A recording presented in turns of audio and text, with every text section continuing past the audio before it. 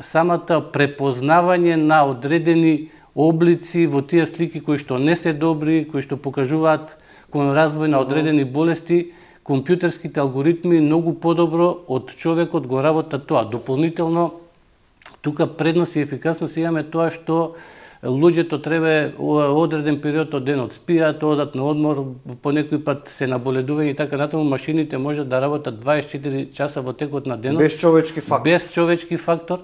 Значи, од голема е примената и голема ефикасност и голем е бенефитот од анализата на медицинските слики. Од апаратите медицински кои што ги прават тие слики, треба да се зачувуваат истите во дигитална форма, да се сместуваат во некакви бази на податоци и потоа софтверски алгоритми базирани на вештачка интелигенција можат многу добро да ги анализираат и да го забележат тоа, дури човек, лекар искусен што не може да го забележи и да укажат на појава на одредени несакани медицински состојби.